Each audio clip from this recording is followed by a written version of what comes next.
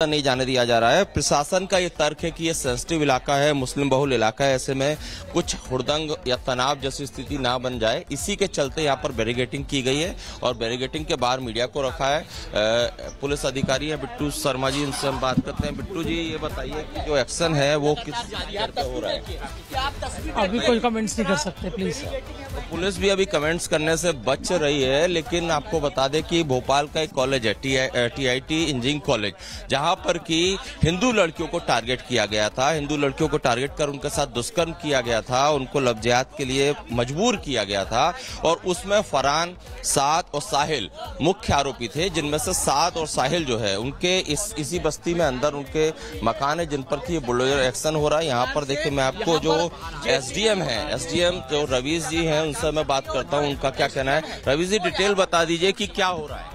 देखिए, अतिक्रमण के संबंध में शिकायत मिली थी। ये शासकीय भूमि थी, चरोकर की भूमि। वो सही पाई गई कि शासकीय भूमि पर अतिक्रमण किया गया था। इनको मौका दिया गया था। 19 अगस्त को तहसीलदार ने इनको निष्कासन का आदेश किया था। 4 तारीख तक इन्हें स्वयं अतिक्रमण हटाना था। अभी किन किन के घर पे बुलडोजर हो रहा है? देखिए, 2 व्यक्तियों के घर पे चल रहा है अभी और लगभग कार्रवाई कंप्लीट हो चुकी है। अच्छा, और फरहान क्या क्यों नहीं हुई अभी? देखिए, माननीय न्यायालय में एक वाद प्रचलित है, सिविल न्यायालय में। उसमें 11 बजे पेशी है हमारी तहसीलदार की। उसके बाद फरहान के ठिकाने पर एक्शन होगा? नहीं, बिल्कुल होगा। जैसे ही माननीय न्यायालय का निर्देश होगा उसका परिपालन करेंगे। सर, ये बताइए, इतनी बैरिकेडिंग क्यों है? मीडिया को क्यों नहीं जाने दिया जा रहा? देखिए, कानून व्यवस्था की कोई भी गंभीर स्थिति ना बने, इस कारण पुलिस ने थ्रेट असेसमेंट करने के बाद लॉ एंड ऑर्डर की दृष्टि से कई बड़े अपराधियों का तो एक्शन लाइव दिखाया जाता है, यहाँ ऐसा क्या संवेदनशील लग रहा है? देखिए, ये लॉ एंड ऑर्डर के संबंध में आपको पुलिस से बात करनी पड़ेगी। देखिए, SDM है, इनका कहना है कि लॉ एंड ऑर्डर की स्थिति की वजह से मीडिया अंदर नहीं कवरेज कर पा रही, लेकिन बाहर से आपको ये तस्वीरें हमारे कैमरामैन संजय अंकल दिखाएंगे, लॉन्ग शॉट में पूरी तस्वीरें दिखाएंगे कि जो अर्जुन नगर का इलाका है यहाँ पर बैरिकेडिंग कर दी गई है, मीडिया को यहीं रोक दिया गया है। अंदर साद और साहिल के जो मकान है उन पर बुलडोजर एक्शन हो रहा है। तीसरा आरोपी जो है फरहान, चूंकि उसने कोर्ट से कुछ मोहलत दी है, इसलिए 11 बजे के बाद तय होगा कि उसके ठिकाने पर बुलडोजर आज चलेगा कि नहीं चलेगा। फिलहाल स्थानीय कुछ लोग हैं जो यहाँ पर बैठे हैं बस्ती के, उनसे भी हम बात करते हैं। आप लोग यहीं रहते हैं? जी जी। आप यहीं रहते हो भैया? नहीं, मैं मीनाल में रहता हूँ। तो मेरा यहाँ कब से पुलिस है? और मेरे हिसाब से तो मैं 6 बजे आया हूँ, जब से देख रहा हूँ। बाकी सुना है रात भर से। अच्छा, ये साद और साहिल को जानते थे? नहीं सर, मैं यहाँ नहीं जानता। देखिए, बस्ती के लोग भी जो आरोपी उन्हें नहीं जानते, लेकिन यहाँ पर पुलिस का, प्रशासन का जमावड़ा देख सकते हैं। 2 जो मकान है साद और साहिल का, उनके ठिकानों पर बुलडोजर चल रहा है और तीसरे आरोपी को चूंकि कोर्ट से मोहलत मिली है, उस पर 11 के बाद फैसला होगा। एक बार फिर आप तस्वीरें देखिए, इतना फोर्स यहाँ पर तैनात इसीलिए किया है कि सेंसिटिव इलाका है। प्रशासन का तर्क है इसीलिए मीडिया अंदर नहीं जा सकती, लेकिन अंदर बुलडोजर एक्शन जारी है। और चूंकि मोहन यादव सरकार ने साफ तौर पर चेतावनी दी है ऐसे लोगों के खिलाफ जो संगठित या संयोजित अपराध करते हैं, लव जिहाद और दुष्कर्म जैसी घटनाएं करते हैं, हिंदू लड़कियों को टारगेट करते हैं, उनके खिलाफ सख्त कार्रवाई होगी। और इसी का नतीजा है कि यहाँ पर बुलडोजर एक्शन किया जा रहा है। सत्यविजय, जो पिछली बार एक गैंग सामने आया था जो ड्रग से जुड़ा हुआ था और उसके ऊपर भी एक्शन लिया गया था, तो क्या इन दोनों का आपस में कोई कनेक्शन है? एक बार अपना सवाल दोहराएं। पिछली बार एक खुलासा हुआ था, आप ही ने किया था, रिपब्लिक भारत ने दिखाया था कि लव जिहाद और ड्रग्स गैंग से जुड़े जो लोग थे उनके ऊपर बुलडोजर एक्शन लिया गया था, और फिर ठीक वैसा ही केस लव जिहाद का। तो क्या इन दोनों केसेस में कोई कनेक्शन है? ये उसी गैंग के हैं क्या? जी हाँ, बिल्कुल। देखिए, जो TIT इंजीनियरिंग कॉलेज है वहीं के उसी केस से जुड़े ये आरोपी हैं। उसी कॉलेज की हिंदू लड़कियों को टारगेट करते थे। ये भी कहा जाता है, जैसे राष्ट्रीय मानवाधिकार आयोग की रिपोर्ट की बात करें तो उनका तो ये भी तर्क है कि ये जो आरोपी हैं इनको सारिक मछली और उस परिवार का संरक्षण था, क्योंकि उसी इलाके में TIT कॉलेज है। हालांकि जो सारिक मछली के घर और उसके बाकी ठिकानों पर भी पुलिस का बुलडोजर एक्शन हो चुका है। उसमें से ही सारिक के परिवार के 2 लोग, यासीन और सावर, उनको ड्रग जिहाद और ड्रग और हथियार तस्करी के मामले में गिरफ्तार भी किया जा चुका है। और ये आरोप या ये तर्क दिए जाते हैं कि सारिक परिवार का ही संरक्षण था फरहान को, साहिद को, साद को, और इसीलिए यहाँ पर जो उन्हीं के क्षेत्र में स्थापित TIT कॉलेज है, यहाँ पर कि उनके संरक्षण में ये आरोपी हिंदू लड़कियों को टारगेट करते थे। और अब उसी से जुड़ी ये पूरी आप कार्रवाई से मान सकते हैं और इसीलिए यहाँ पर देखिए, जैसा कि एक बार फिर से मैं तस्वीरें दिखा रहा हूँ कि बैरिकेटिंग है, मीडिया अंदर नहीं जा सकती, सेंसिटिव इलाका होने का तर्क दिया जा रहा है। लेकिन दो जो आरोपी हैं उनके ठिकानों पर एक्शन हो चुका है, बुलडोजर चल चुका है। तीसरे आरोपी के लिए अभी 11 बजे तक की मोहलत है, उसके बाद आगे कार्रवाई होगी। तो 11 बजे का वक्त तय किया गया है, तब आगे की कार्रवाई होगी।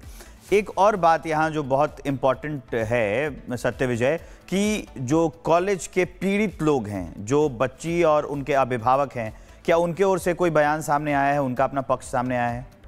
उन्होंने आरोप लगाए हो, एफआईआर दर्ज कराई हो?